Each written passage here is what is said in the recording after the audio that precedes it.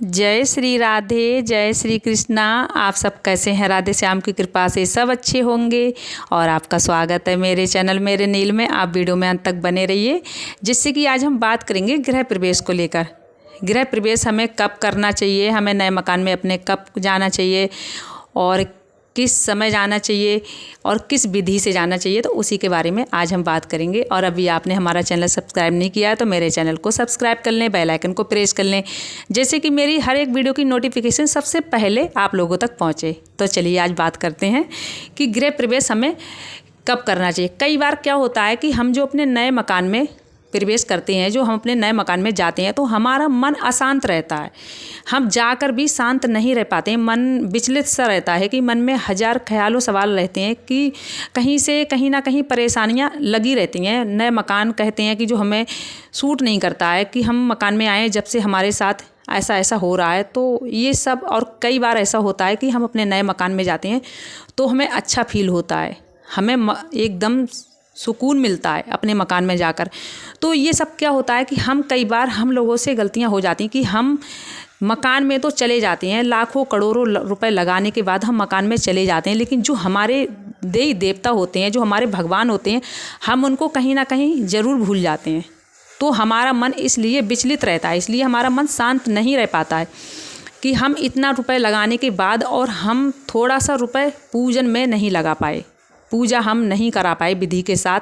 और हम कुछ लोग होते हैं तो कोई दिनों का भी मान सम्मान नहीं करते हैं, कोई दिन भी चले जाते हैं, और कोई दिन पूजा भी कुछ लोग करा लेते हैं। कुछ लोग तो बिना पूजा से ही मकान में चले जाते हैं, कहते हैं अरे पूजा हम बाद में करवाते रहेंगे, बड़ा प्रोग्राम बाद में करवाते रहेंगे, अभी फ़िलहाल में मकान में चलते हैं। तो ऐसा नहीं करना चाहिए।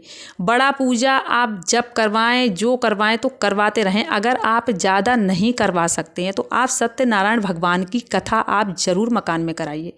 क्योंकि क्या होता है ना, मकान में बिना भगवान को बुलाए, भगवान को हमने मकान में बुलाया नहीं और हम पहले उस मकान में हमने कदम रख दिए, तो वो मकान कभी शांति नहीं लाएगा, वो हमेशा उसमें अशांति बनी रहेगी, मन विचलित रहेगा, मन कभी भी खुश नहीं रह पाएगा उस मकान में, चाह कर भी शांति नहीं आ पाएगी।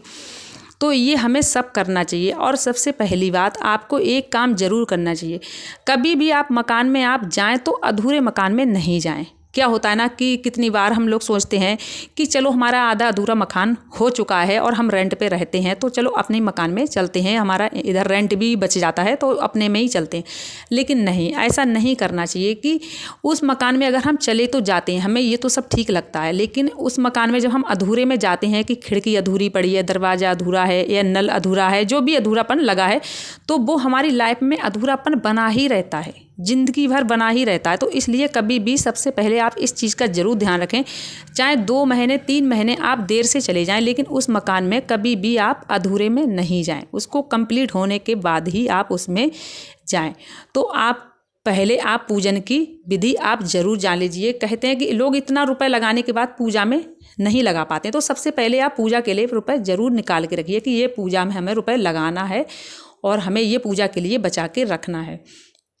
फिर क्या होता है, आप पूजा के लिए जब आप फिर पंडित से आप राय लें, कि हमें पंडित से किसी से राय मसलवा लें कि हमें पूजन करवाना चाहिए। पंडित बताएंगे, पंडित के द्वारा ही आप पूजन कराएं। पंडित जिस विधि से बताएंगे उस विधि से ही आपको चलना चाहिए। किसी अच्छे पंडित से आप जानकारी लीजिए। फिर उसके बाद क्या है, जब आप पूजन के लिए घर में जब जाएँ तो आप दाहिनी तरफ कलश ज़रूर भर के रखें। मेन दरवाजे पे, मेन गेट पे आप कलश ज़रूर भर के रखें। कलश में आप चावल, रोरी और आम के पत्ते हैं तो आम के पत्ते 21, या नहीं है तो अशोक के पत्ते भी आप रख सकते हैं।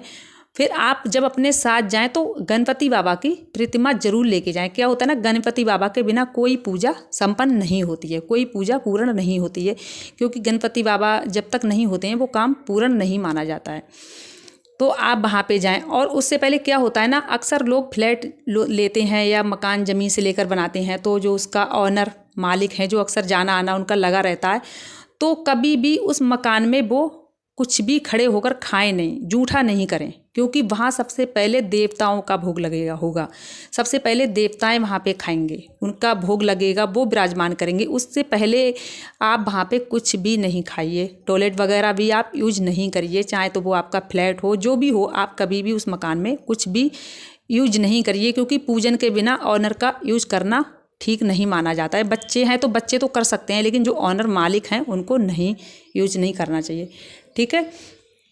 फिर अगली बात, जब आपका पूजन का समय आपको लगा कि हमें इस दिन पूजन कराना है, तो सबसे पहले आप भगवान जो आपके आसपास कहीं मंदिर है तो मंदिर में आप ज़रूर भगवान के लिए कार्ड रख के आइए। कार्ड जो छपवाते हैं, कहते हैं कार्ड पेंट करवाते हैं, तो अब तो क्या है, अब तो लोग ज़्यादा से ज़्यादा मोबाइल पे ही बोल देते हैं कि मोबाइल पे ही इनविटेशन दे देते हैं कि आपको दावत है, तो ऐसा हो जाता है। लेकिन भगवान को तो आप मोबाइल पे नहीं बोल सकते, तो आप भगवान के लिए कार्ड ज़रूर छपवाइए। अगर कार्ड आप नहीं छपवा सकते हैं तो आप घर पे ही कार्ड, सुंदर सा कार्ड बनाकर, और जहाँ आसपास आपके कहीं मंदिर है तो मंदिर में आप भगवान के चरणों में वो कार्ड ज़रूर रखिए। फिर उनको बोलिए कि प्रभु सबसे पहले आप आइए, और इस दिन हम यही प्रोग्राम हो रहा है तो सबसे पहले प्रभु आप आइए, क्योंकि आप नहीं आएंगे तो वहाँ आपके बिना तो कुछ भी हम नहीं कर सकते हैं। तो सबसे पहले प्रभु आप वहाँ पे आएँ, कोई चीज़ हमारी कम ना रहे प्रभु, उसमें आप ज़रूर देखें, आप चल के सब चीज़ों को ध्यान रखें, और आप हमारे साथ हमेशा ही उस घर में रहें। आप सबसे पहले चलो, पीछे से हम आते हैं। इस तरीके से आप भगवान को ज़रूर बोलिए। और क्या होता है ना, शादी भी अगर हम बच्चों की करें तो शादी में भी जो कहते हैं ना, जो सबसे पहले कार्ड छपवाते हैं, तो वो सबसे पहले कार्ड हमें मंदिर में ही देना चाहिए। बच्चों की शादी का जो कार्ड हम सबसे पहले छपवाते हैं, प्रिंट करवाते हैं, तो वो कार्ड हमें सबसे पहले मंदिर में ही रखना चाहिए, भगवान के चरणों में ही रखना चाहिए।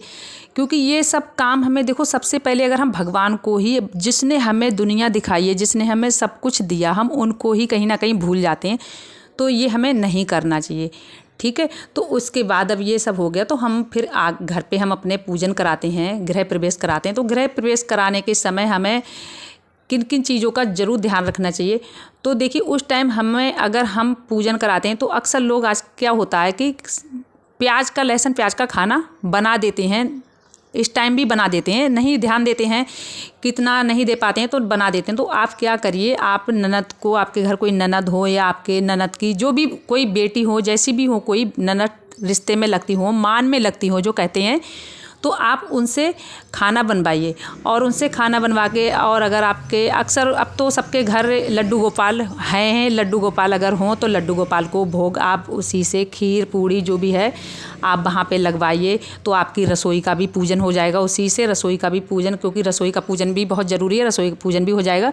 फिर वहाँ पे आप ननद को नेंग भी दें। ननद को नेंग इस टाइम बहुत देना ज़रूरी होता है, क्यों कहते हैं। और आप कन्याओं को जिमाएं, कन्या भी जिमाएं। और आप पुराने घर से जो आप आए नए मकान में अपने, तो झाड़ू नहीं लाएं, पुराने झाड़ू नहीं लाई जाती है। अब आप कहेंगे कि उस झाड़ू का क्या करें, हम उस झाड़ू को कहते हैं कि फेंका भी, तो आप मत फेंकिए। अगर आप हो सके तो आप कहीं अपने मिट्टी में कहीं पुरानी झाड़ू आप दबा दीजिए, और नहीं, इतना भी नहीं कर सकते हैं आप तो वहीं छोड़ दीजिए, क्योंकि अपने हाथों से आप नहीं दे रहे हैं किसी को, अपने हाथों से नहीं दी जाती है लक्ष्मी किसी को। तो आप पुराने मकान से आए तो झाड़ू को आप वहीं छोड़ दीजिए, नई झाड़ू आप नए मकान में लेके आइए, क्योंकि नई झाड़ू, फिर आप ये रीति रिवाज के साथ ये सब अपना संपूर्ण अच्छे से करिए। आप फिर पंडित जी को जो भी है दक्षिणा जो भी है ये सब कुछ करना है, पंडित जी को भोजन भी कराना है, दक्षिणा भी देना है। उसके बाद आप भगवान को, सबसे पहले तो भगवान को मैंने कहा ही भोग लगाए। अगर आपके पास ठाकुर जी हैं तो ठाकुर जी को भोग लगाएं, नहीं है ठाकुर जी तो भगवान, और भी भगवान जी हैं, गणपति बाबा हैं, सबको वहाँ पे खीर से, पूड़ी से, जो भी आपकी ननद से बनवाएं तो आप उससे भोग लगाइए। तो इसी तरीके से आप नए मकान में आइए, क्योंकि रस्में तो बहुत होती हैं, लेकिन इतनी बात का आप ज़रूर ध्यान रखिए कि भगवान को बिल्कुल भी नहीं भूलना है। सबसे पहले कार्ड आप भगवान को दीजिए। आज की वीडियो मेरी यहीं तक। आपको मेरी वीडियो अच्छी लगी हो तो मेरी वीडियो को लाइक करना, चैनल को सब्सक्राइब करना, और आप जहाँ भी रहें खुश रहें, स्वस्थ रहें, हमेशा मुस्कुराते रहें। जय जय श्री राधे, जय जय श्री कृष्णा।